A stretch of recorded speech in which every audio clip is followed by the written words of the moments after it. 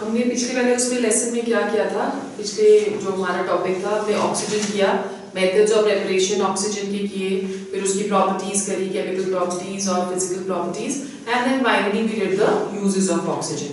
अब ऑक्सीजन जो है वो बहुत सारे, because of its high reactivity, वो बहुत सारे मेटल्स और नॉन मेटल्स के साथ रिएक्ट करता है, और जिनके साथ भी वो रिएक्ट करके कंपाउंड्स बनाएगा उनको हम क्या बुलाते हैं? They are known as oxides. So basically what are oxides? Oxides, they are compounds of metals and non-metals. Non-metals with oxygen. ठीक है? Compounds of metals and non-metals with oxygen, that is known as oxides. So let's do the classification of oxides. The first type of oxides which we are going to study, they are acidic oxides. Acidic oxides. Acidic oxides कौन से oxides होते हैं? All the oxides in which non-metal is present. So we say that acidic oxides are all non-metallic oxides. Whenever a non-metal that is combining with oxygen to form oxide, that is going to be acidic oxides. Now they dissolve in water. All of these acidic oxides, they are going to dissolve in water to give oxyacids. They are going to form oxyacids once they are dissolved in water. ठीक है? Now they are also therefore, because they are forming क्या कहते हैं उसको, oxyacids over here, and that is the reason why they are known as acidic oxides. ठीक है? Water के अंदर dissolve होके they are going to give us acidic oxides, or they are going to give us oxyacids. That is why they are known as acidic oxides. These are also called acidic anhydrides. They will also be known as acidic anhydrides of their corresponding acids. ठीक है? Now when we are talking of acidic oxides, let's take a few examples over here. Like for example, carbon dioxide. Carbon dioxide को जब हम water में dissolve करते हैं, this is going to give us carbonic acid. So therefore carbon dioxide, it is going to behave as an acid. Similarly, if we are taking sulfur dioxide that is going to dissolve in water to give us sulfurous acid H2SO3. ठीक है? उसी तरह से अगर हम लोग sulphur trioxide लेंगे तो sulphur trioxide that is going to dissolve in water to give us sulfuric acid. So all these, they are the oxa acids. In addition to this, there are many other acids which are many other acidic oxides which are present. For example, we had done two oxides of phosphorus. One was P4O6. ठीक है? So P4O6 जब dissolve करता है water में, it is going to give us phosphorus acid, which is H3PO4. So यहाँ पे ये आ जाएगा. This is how you can balance the equation. ठीक है? उसी तरह से अगर हम लोग पेंटॉक्साइड ले रहे हैं P4O10, okay, this is going to give us phosphoric acid.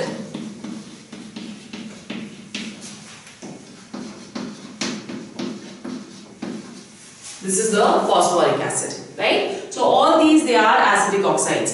Now in addition to these, there are certain metallic oxides also which behave as acidic oxides. For example, we have pinstone, SnO2.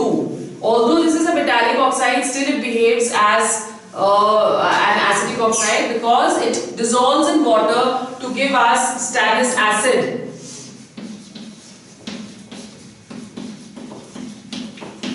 So this is one property कि whenever any oxide that is dissolving in water to give us an acid, that is going to behave as an acidic oxide. ठीक है? Same is the case with Mn2O7. Although again this is a metallic oxide, but this is going to react with water to give us an acid HMnO4. And similarly we have chromium trioxide. Chromium trioxide also dissolves in water to give us chromic acid, H2CrO4. So mostly we have seen that the non-metallic oxides, they are going to behave as acidic oxides, but sometimes even the metallic oxides, they behave as acidic oxides, and the examples which we've taken over here is SnO2, Mn2O7 and CrO3. Right? Second type of oxides which we are going to discuss, they are the basic oxides.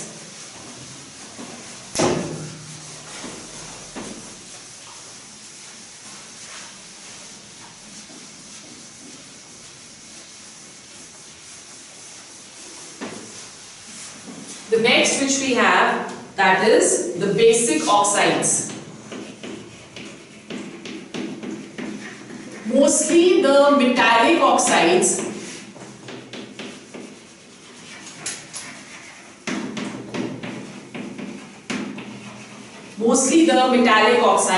they are going to behave as basic oxides. ठीक है? यहाँ पे they are known as basic oxides because they dissolve in water to give corresponding bases. They are going to dissolve in water to give us corresponding bases, right? Now, even in case of bases, all those bases which are dissolving in water, they are known as what? They are known as alkalis, right? Just for example, we have sodium hydroxide. Sodium hydroxide has a tendency to dissolve in water. Therefore, they are known as, all those bases which dissolve in water, they are known as alkalis. So it is generally said that all alkalis, they are going to be bases, but all bases are not going to be alkalis. सारे bases dissolve नहीं होते हैं, तो इसलिए सारे bases को हम alkalis नहीं बुलाते, but alkalis जो है वो सारे dissolve होते हैं, they all are bases, so all the alkalis, they are going to behave as bases. ठीक है? Now these oxides, we are saying that they are formed by metals, therefore it is said that predominantly they may be ionic, but some of them are also covalent, so they may be ionic or covalent. They may be ionic or covalent. Let's take a few examples over here. We have sodium oxide. When it is going to react in water, ये हमें दे देगा NaOH. ठीक है? Similarly, we have calcium oxide.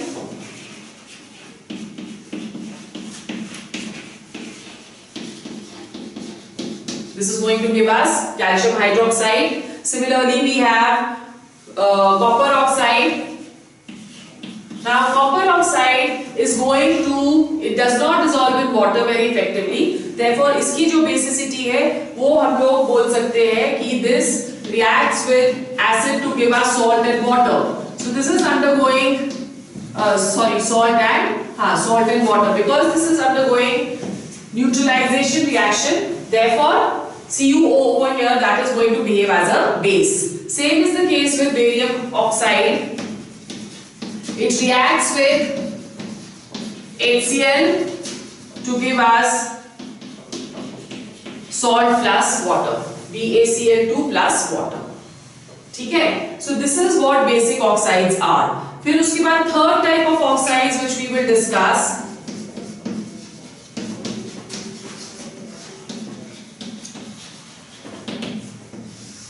they are known as neutral oxides. ठीक है?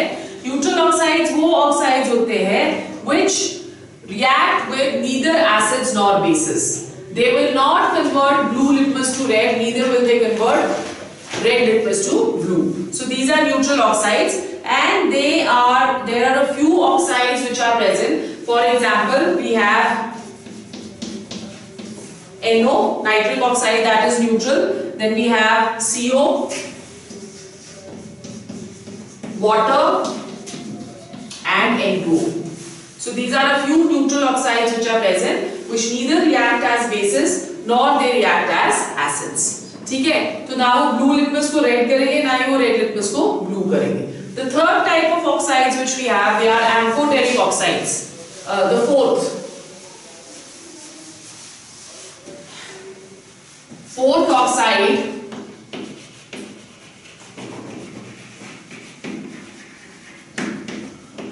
they are known as amphoteric oxides. Amphoteric oxides behave as both acids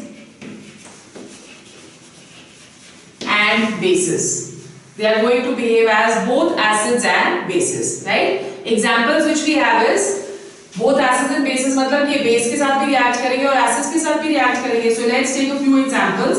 We are taking the example of ZNO. Let's take a base over here.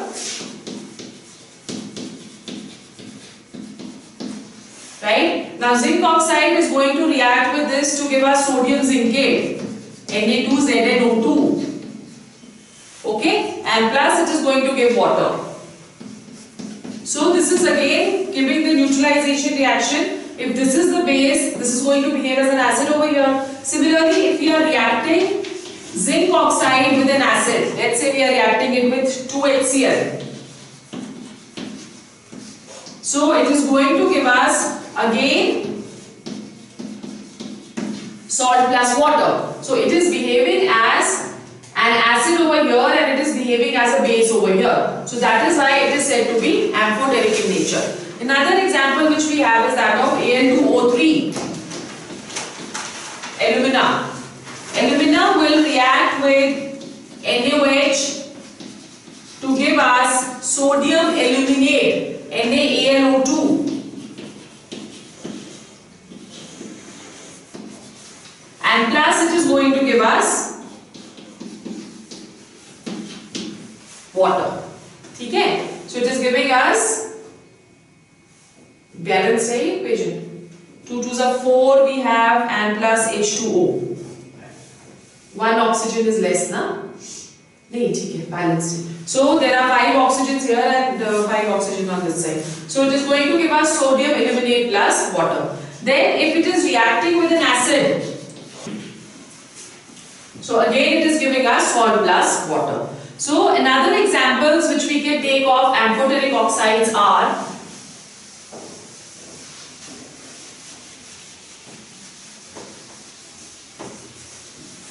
like we are taking beryllium oxide. This is an amphoteric oxide. फिर उसके बाद we have antimony oxide,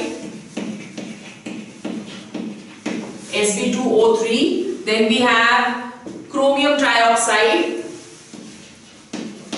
Then we have PbO, lead oxide. And finally we have PbO2. So these are a few examples of amphoteric oxides. Okay? So amphoteric oxides are going to behave as both acids as well as bases. Then we have next which are known as compound oxides.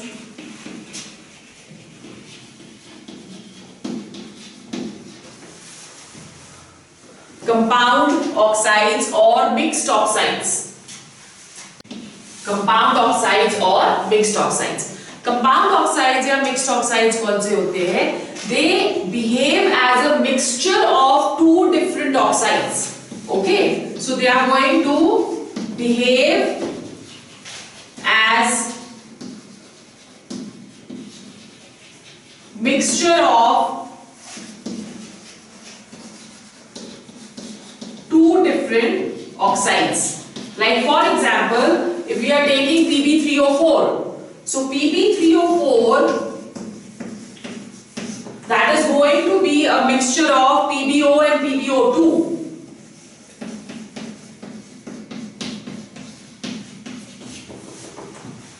Okay, then we have Fe3O4. Fe3O4 is a mixture of FeO plus Fe2O3. Right? Then we have Mn3O4.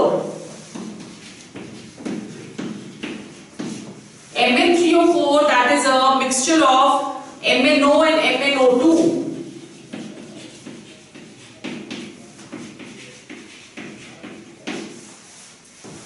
MnO and MnO2. So these are known as mixed oxides, in which one oxide, that is a mixture of two two oxides, right? Next we have is peroxides. The sixth one we have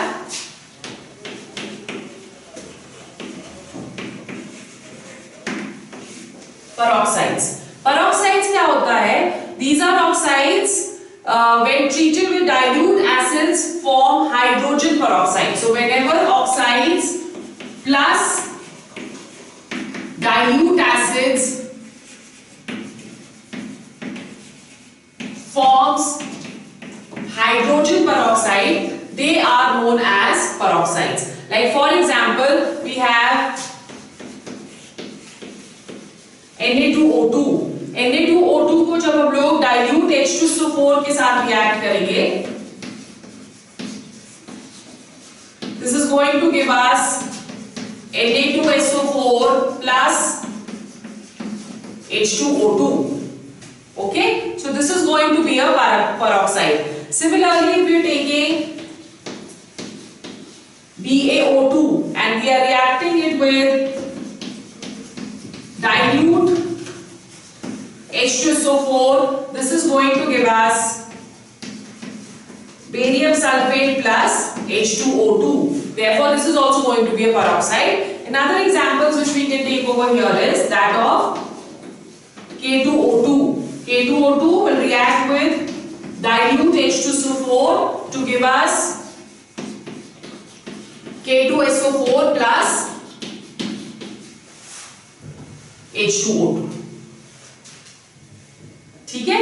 The next type of oxides which we have, they are known as dioxides. So this is the seventh type of oxide which we are discussing over here. They are known as dioxides. अब dioxides क्या होते हैं? They contain excess of oxygen, but they do not form H2O2, right? So dioxides, they are going to contain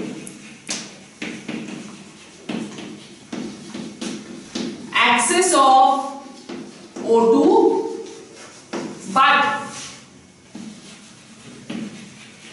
do not form H2O2. ठीक है? Examples जो हम लोग ले सकते हैं इसके, like we have PbO2 and MnO2,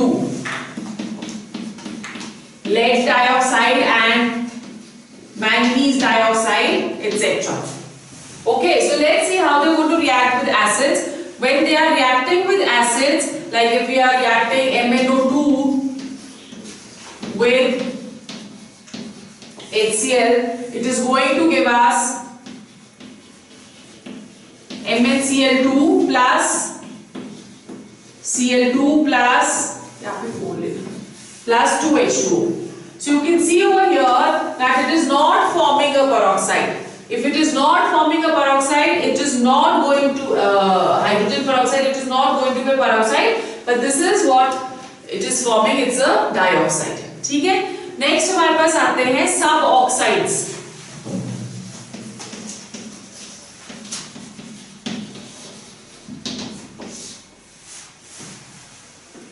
Suboxides. Now, what is a suboxide? Suboxide, they have less oxygen than expected from normal. Sub means less, na? So they are going to have less oxygen than expected. जैसे what we have, for example, we have carbon monoxide. So carbon monoxide is having less oxygen. Okay, another example which we can take over here is C2O3, carbon suboxide. C2O3, this is known as carbon suboxide. Then we have Pb2O, that is lead suboxide. And then we have N2O, which is nitrous oxide. So this is also a suboxide. So they have less oxygen than expected. The next we have is superoxides, the last oxides.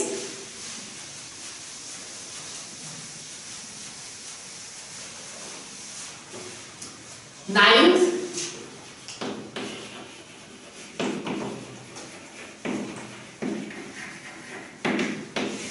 they are known as superoxides. Superoxides, they contain the ion O2 negative, right? They contain the ion O2 negative, and these are examples which we can take over here is potassium superoxide KO2, then we have rubidium, and we have cesium. Is it clear? So ये क्या करते हैं, जैसे for example हम लोग KO2 ले रहे हैं और इसको हम रिएक्ट कर रहे हैं with water. This is going to give us potassium hydroxide plus H2O2 plus oxygen. Okay, so this is what superoxide is. And this is the classification of oxides. Let's go on to the allotrope of oxygen, which is ozone. We had discussed about ozone initially, so let's discuss it in detail now. So we are going to the first allotrope, which is ozone. Ozone means bad smell.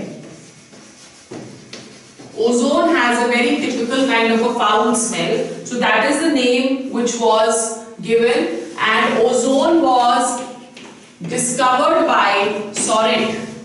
Soret was the scientist who discovered ozone, and he also established and proposed the formula for ozone as O3.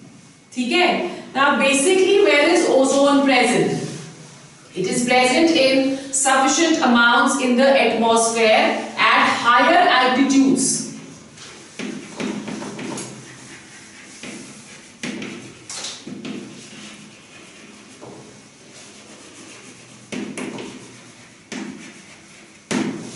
Atmosphere at higher altitudes, approximately 12 to 15 miles away from the Earth's surface. Right? It is approximately 12 to 15 miles away from the Earth's surface. So higher atmosphere where it is present. Now it is formed from oxygen because it is an allotrope of oxygen, as we had discussed. So it is going to be formed from oxygen under the influence of UV radiation from the sun. Okay. Now near the Earth's surface, it is decomposed by dust particles. So when we are going to the higher altitude over here, at the higher altitudes, ozone is going to be present. But when it comes near to the surface of the Earth, it gets decomposed into oxygen by the dust particles which are present on the Earth's atmosphere. Okay? Let's go on to the preparation.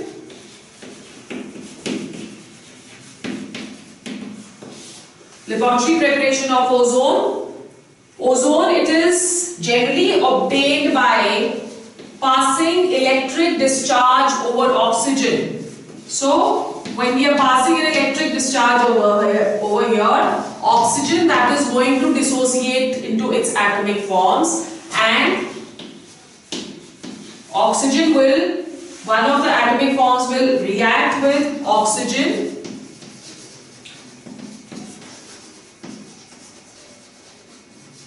to give us ozone.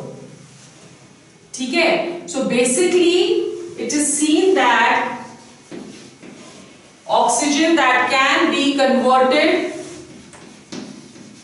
in presence of energy which is obtained from the electric discharge, the reaction over here is going to be reversible to form ozone. Okay, now the mixture which we have over here, that consists of 5 to 10% ozone by volume. Okay, and the mixture that is going to be known as ozonized oxygen. The mixture is known as ozonized oxygen, and the apparatus which is used to prepare this, it is known as ozonizer. It is going to be known as ozonizer, right? And there are two types of ozonizers which are generally used. We need not do it in detail, but just for your information. The first one that is known as Siemens ozonizer, and the second type of ozonizer, it is known as Brody's ozonizer.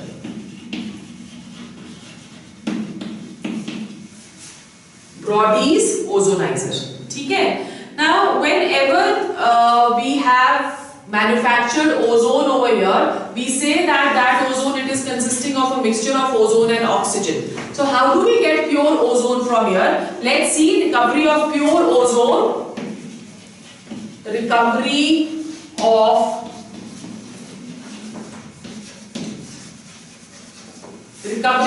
pure ozone from ozonized oxygen. Because what we have formed over here, that is going to be ozonized oxygen. तो उससे हम लोग किस तरह से recover करेंगे? Ozonized oxygen that is passed through a spiral cooled by liquid air.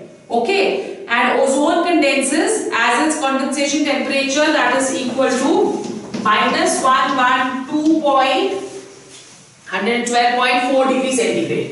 So what are we doing over here is that we are passing the ozonized ozone, okay, ozonized ozone which is ozonized oxygen which is formed over here, we are passing it through coils, through spirals, in which the temperature that is going to be lowered. Now when the temperature will be lowered, we are going to get the ozone. Now this is a liquid which is formed over here. We have condensed the gas into the liquid form, and henceforth we do the distillation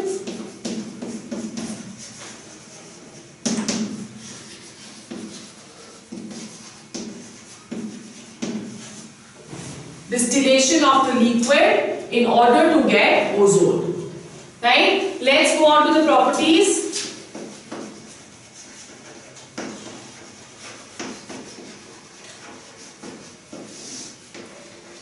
First is physical properties of ozone. Number one, it is a pale blue gas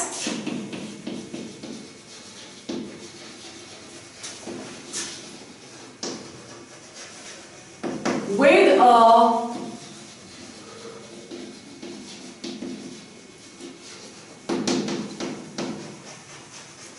characteristic smell. As we just said that ozone means bad odor, so it has a characteristic smell. Then it can be liquefied to a pale blue liquid at minus 112 degree Celsius. Okay, it is going to be liquefied at minus 112 degree Celsius. It is going to be heavier than air.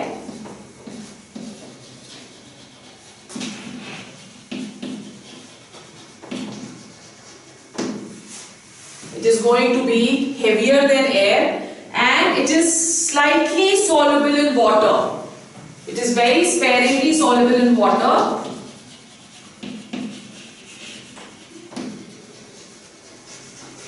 It is sparingly soluble in water, but it is more soluble in turpentine oil. Right? It is going to be sparingly soluble in water, but it is more soluble in turpentine oil, acetic acid, or CCl4. So organic solvents may, it is going to be more soluble. And finally, ozone is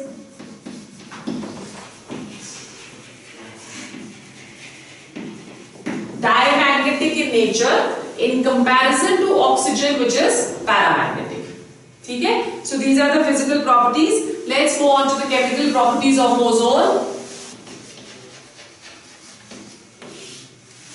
Chemical properties of ozone. Number one, ozone is unstable and it decomposes to oxygen when heated.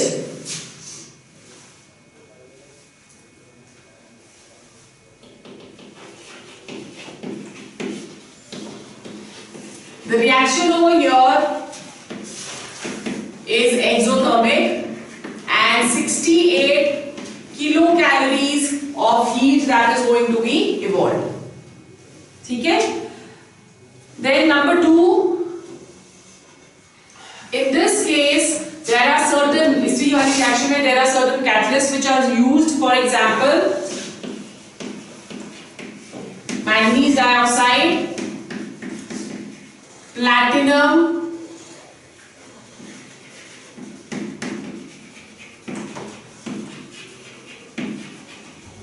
platinum black, ठीक है. फिर then we have silver, lead dioxide. They may be used as catalyst for the above reaction. Then number 2, it has oxidizing nature. This oxidizing nature of ozone is due to its decomposition into oxygen and ozone, into oxygen and nascent oxygen. So it is because of this nascent oxygen that it is going to behave as an oxidizing agent. So let's just discuss a few of the oxidizing agents, oxidizing reactions. For example, HCl is converted to chlorine, right? Now if you're looking at the oxidation number of chlorine in this case, that is going to be -1. So यहाँ पे 0 हो गई. Increase in oxidation number, that is oxidation, ठीक है? So यहाँ पे what are going to be the reaction? We have ozone, which decomposes into oxygen plus nascent oxygen. HCl, that will react with ozone to give us Cl2 plus H2O. And what will be the overall reaction? This and this gets cancelled, ठीक है? And we are going to get what? HCl, 2HCl plus ozone to give oxygen plus chlorine plus water, ठीक है? In a similar manner, we convert potassium iodide to iodine. 2Ki2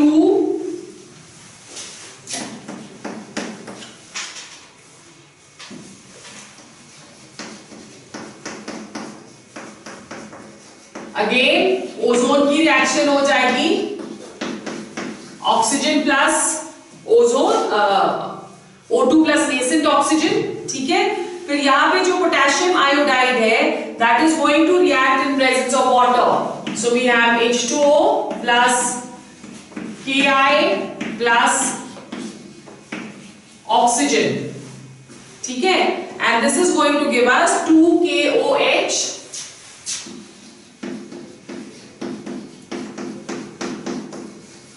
plus I2.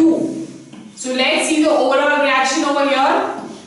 Oxygen and oxygen will cancel out, and we have ozone plus water plus potassium iodide to give us KOH plus iodine, ठीक है? In a similar manner, we can convert PBS to PBSO4.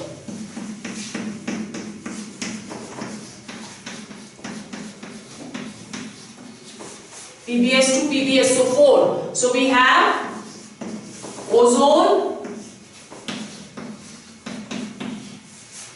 to oxygen and nascent oxygen over here, ठीक है?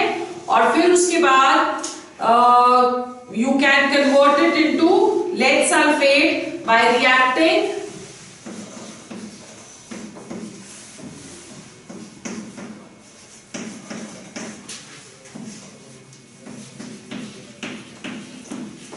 PbSO4.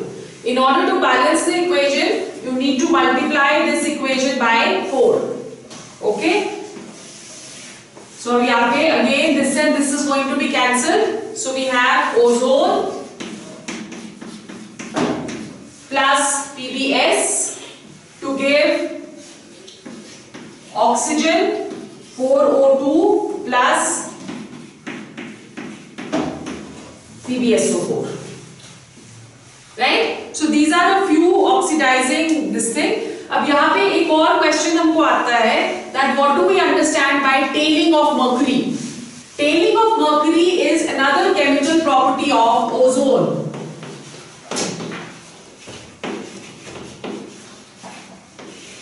Tailing of mercury. In this case, mercury when present in presence of ozone, that is going to get oxidized to suboxide. Right? So mercury will get oxidized to suboxide, which dissolves in mercury. Now this mercury will start sticking to the glass and loses its mobility. We know that whenever we put mercury in any glass, it does not stick to the glass. That is the reason why it can move so frequently, isn't it? So it starts sticking to the glass and it loses its mobility. Therefore, mercury loses the meniscus, and this is known as tailing of mercury. You know the characteristic of mercury, that mercury has a tendency to not stick to the glass. That is why whenever we place mercury in an inverted tube,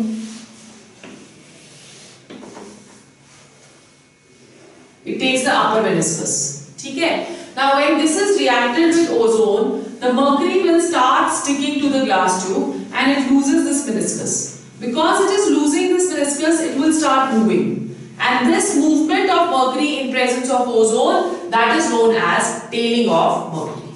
Okay? Then the next property which we are going to discuss over here, that is bleaching property.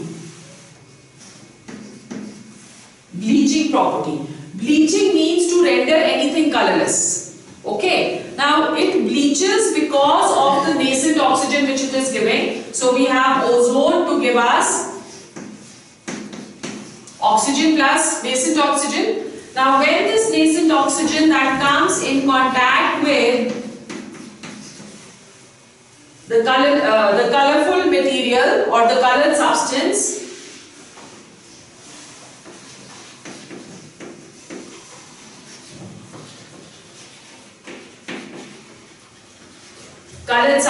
plus oxygen, this is going to give us a colorless substance. Now ozone that is used for bleaching oil, it can bleach oil, it can bleach ivory, it can bleach flour, okay? And then it can also bleach waxes. So these are the properties. Let's go on to the uses of ozone. Uses of ozone. Now when we are doing the uses of ozone, it is used as a germicide, disinfectant,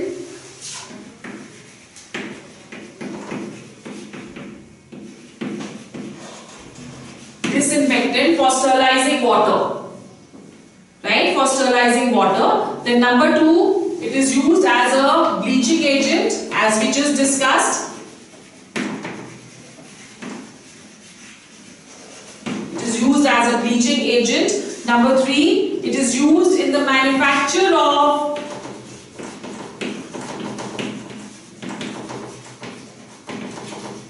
artificial silk. It is used in the manufacture of artificial silk. Then number 4, it is used for detecting position of double bond in any organic compound by the process of ozonolysis. So ozonolysis is a process for detection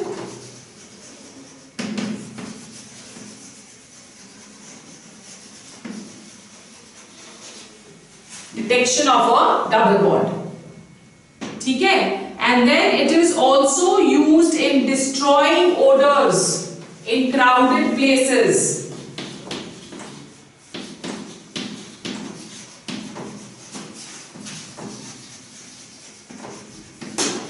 It so happens that in crowded places, because the oxygen जो होती है वो कम हो जाती है, there is going to be less of oxygen in crowded places. For that, there is a stream of ozone which is, you can say, discharged in that particular crowded place. That ozone is going to dissociate into oxygen and nascent oxygen. और ये oxygen supply जो है ये क्या बोलते हैं उसको? This is given in any crowded places, and as a result of which this can be used as what? As an agent which can supply oxygen. As far as destroying of odors is concerned over here, that it is used in destroying find odors in big cold storages, then also in kitchens. Kitchen में जो गंदी तड़के वड़के की smell आने लग जाती है, उसके लिए भी ओजोन को यूज करा जाता है. It is also used in hotels and it is also used in slaughterhouses. Slaughterhouses क्या होते हैं? जहाँ पे चॉप होता है, ठीक है? किसका? बकरे का, right? So next we come to structure of ozone. Structure of ozone. When we looking at the structure of ozone, ozone is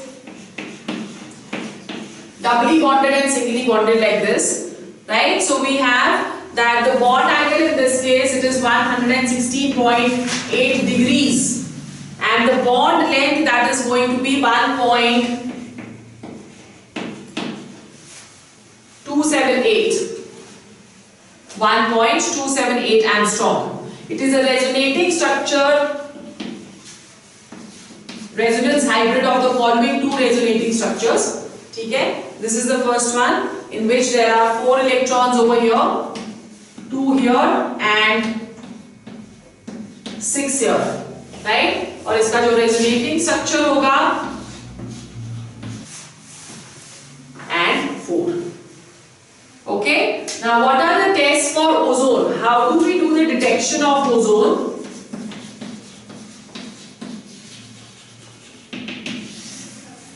Test for ozone. Number 1, we already know that it has a bad smell. ठीक है? Number 2, tailing of mercury. So we are reacting ozone with mercury. The tailing of mercury is going to be a test for ozone. Number 3, it turns alcoholic solution of benzene brown.